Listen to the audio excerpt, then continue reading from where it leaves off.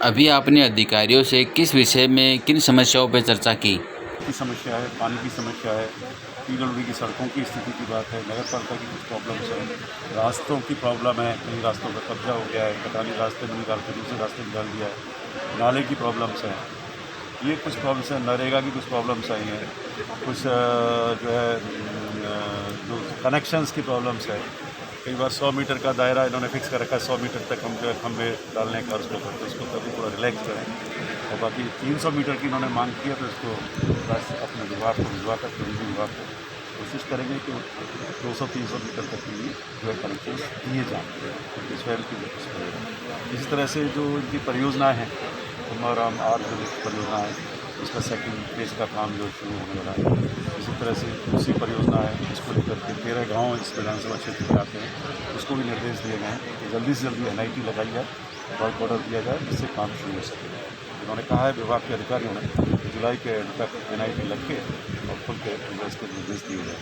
अब तक से प्रभारी मंत्री जिला मुख्यालय पर आके मीटिंग में बैठे हुए हैं, क्या मानते हैं इससे क्या सुधार होगा आपको? देखिए, हमारे माननीय मुख्यमंत्री अशोक गहलोत साहब की एक सोच है, और वो सोच इस रूप में है कि हमारे अंतिम छोर पर व्यक्ति जो बैठा हुआ है उस तक सरकारी योजनाओं का लाभ कैसे पहुंचे, या कोई कमी है तो उसकी जानकारी कैसे मिले, उसी के तहत ये शुरुआत की गई है।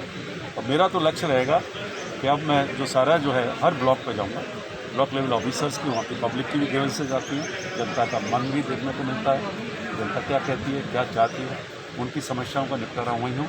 इसीलिए कलेक्टर्स और उनके अधिकारी यहाँ मौजूद हैं, उनको निर्देश दिए गए हैं कि जो काम जायज़ हैं वो काम तुरंत होने चाहिए। नाजायज़ कामों की हम सिफारिश कभी करते नहीं, तो जायज़ काम तुरंत हो जाए, लोगों की जो आम पानी की, बिजली की, सड़कों की ये जो प्रॉब्लम्स हैं दूर हो जाएँ, अच्छी तरह क्वालिटी के काम हो, ये फोकस है। और जो योजना है, चाहे वो चिरंजीवी हमारी बीमा योजना का मामला है, चाहे जो अभी पैकेज दिया गया है माननीय मुख्यमंत्री जी ने, जिनके बच्चे अनाथ हो गए इस कोरोना की महामारी की वजह से, या जो हमारी बहनें विधवा हो गई, उसके संबंध में क्या प्रोग्रेस है, तो वो भी सर्वे का काम पूरा कर लिया गया है, आइडेंटिफाई कर ली गई हैं फैमिलीज़, बच्चे भी आइडेंटिफाई कर लिए गए, पालनहार योजना में जुड़वाने का काम कर लिया गया है। नरेगा को भी निर्देश देगा, अधिक से अधिक काम नरेगा में लिए जाए, और हर ग्राम पंचायत पर ये लक्ष्य लिया जाए। मैंने कलेक्टर साहब को भी कहा है कि हर ग्राम पंचायत पे एक मैदान का निर्माण हो, यहाँ के बच्चे न केवल सेना में जाते हैं बट खेल कूद में भी काफ़ी आगे रहते हैं, वो सुविधाएं हर ग्राम पंचायत हेडक्वार्टर पर मिले। तो मैंने कहा नरेगा के तहत और ये जो हमारा ग्रामीण पंचायत विभाग है इसके तहत इस काम को अधिक से किया जाए। विधायक कोष से, SFSC से, स्टेट फाइनेंस कमीशन आता है, सेंट्रल फाइनेंस कमीशन से पैसा आता है, उनकी एक पूरी स्कीम बनाएं, और मैं उम्मीद करता हूँ इसका रिजल्ट सच है। सर खेल विश्वविद्यालय बनेगा, माननीय मुख्यमंत्री जी कह चुके हैं, और निश्चिंत रहिए। सर वैक्सीनेशन की कमी है, साइटें बंद है 3-4 दिनों से, क्या कहेंगे? इसके लिए राजस्थान सरकार जिम्मेदार है, इसके लिए भारत सरकार जिम्मेदार है, पूरा कंट्रोल उनका है, वैक्सीनेशन उपलब्ध कराना भारत सरकार का काम है। और आपने देखा होगा हमारे माननीय मुख्यमंत्री जी ने तो 3000 करोड़ का बजट भी, जब केंद्र ने हाथ खड़े कर दिए थे कि हम 18+ वालों को फ्री वैक्सीनेशन नहीं देंगे, तो पहले मुख्यमंत्री थे जिन्होंने कहा था कि हम फ्री लगाएंगे, और 3000 करोड़ का बजट भी जो आवंटित कर दिया। अब ये जो स्थिति आई है, कल ही प्रधानमंत्री जी को लेटर लिखा है माननीय मुख्यमंत्री जी ने कि हमको 1.5 करोड़ डोज चाहिए। हमारा लक्ष्य है इस राजस्थान की जनता की रक्षा करना। 70 से 80% हमारी पॉपुलेशन वैक्सीनेट हो जाएगी, और हम सोशल डिस्टेंसिंग मेंटेन करते हुए, कोरोना प्रोटोकॉल का बिहेवियर का पालन करते हुए हम इसको मुक्त कर सकते हैं। तो केंद्र सरकार उपलब्ध नहीं करा रही है। केंद्र सरकार हमारी तो कैपेसिटी प्रतिदिन 15 लाख टीके लगाने की, और 15 लाख प्रतिदिन टीके लगाए जाए, 30 दिन में 4.5 करोड़ रुपये हम 4.5 करोड़ टीके लगा सकते हैं। हमारी पॉपुलेशन लगभग 8 करोड़ है, 8 करोड़ में से करीब 2 करोड़ हम लगा चुके हैं लगभग, तो उससे अंदर लगा लीजिए कि हम 1 महीने में अपनी जो जनता है, हमारे आम जन है, उसको हम वैक्सीनेशन का लक्ष्य पूरा कर सकते हैं। सर क्या लगता है कि कोई राजस्थान के साथ दोहरा बर्ताव कर रही है केंद्र सरकार? ये तो जग जाहिर है। ऑक्सीजन का वितरण हुआ था, आपको मालूम, आवंटन किया गया था, गुजरात को 700 टन ऑक्सीजन का आवंटन दिया, और राजस्थान जिसके केसेस ज़्यादा थे उसको 250-300 टन का। और जब पूरा प्रेशर मुख्यमंत्री जी गहलोत ने प्रेस के माध्यम से, सोशल साइट्स के माध्यम से बनाया, तब जाके रिवाइज किया हमने, इसलिए जनरेशन प्लांट्स का लक्ष्य लिया। आज हमारी स्थिति हो गई है कि हम 3rd वेव से मुकाबला करने के लिए तैयार हैं। भगवान ना करे वो 3rd वेव आए, लेकिन आज हमने हर जिले पर और CSC स्तर पर जो है ऑक्सीजन जनरेशन प्लांट कर दिए, प्लांट का जो है निर्णय ले लिया और जो जुलाई के एंड और अगस्त तक शुरू हो जाएंगे।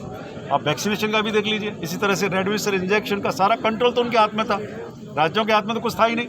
जब जनता का दबाव हुआ, सोशल विपक्षी पार्टियों ने दबाव बनाया, सुप्रीम कोर्ट ने जब लताड़ा, एक तरह से लताड़ा ही कहूँगा क्योंकि अखबारों ने लताड़ा ही सब दिया है कि बताइए क्या पॉलिसी आपकी, तब जाकर के उन्होंने घोषणा की माननीय प्रधानमंत्री जी ने कि हम फ्री वैक्सीनेशन लगाएंगे। ये पहले ही कर देते उन्हीं को ही मिलती, पर लेकिन देर से आए दुरुस्त आए। आज सुप्रीम कोर्ट ने निर्णय भी दिया कि जो कोरोना से मौत हुई है उनको भी मुआवजा दिया जाए। तो बिल्कुल देना चाहिए, केंद्र सरकार को पूरा मुआवजा देना चाहिए।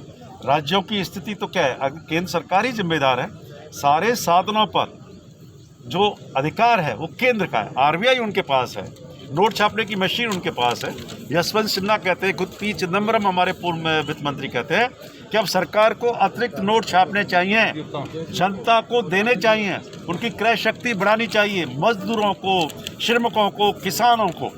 7.5 लाख करोड़ रुपए जब आप धन्ना सेठों के माफ़ कर सकते हो, पूंजीपतियों के माफ़ कर सकते हो, तो किसान भाइयों के माफ़ नहीं कर सकते। जो हमारे माननीय मुख्यमंत्री बराबर कहते हैं भाई सरकारी बैंकों से ऋण ले रखा किसानों ने, उसको माफ़ किया जाए। राज्यों की स्थिति तो बड़ी दयनीय है क्योंकि साधन ही नहीं बचे। राज्य जीएसटी कानून आने के बाद क्या है, पेट्रोल डीजल का थोड़ा सा बैट मिलता है और इन्होंने चालाकी की, पेट्रोल डीजल के दाम दुनिया में जब कम हो रहे थे ये बढ़ा रहे थे, और इन्होंने क्या चालाकी की, 2 तरह की ड्यूटी होती है, एक तो एक्साइज ड्यूटी होती है, एक एडिशनल एक्साइज ड्यूटी होती है।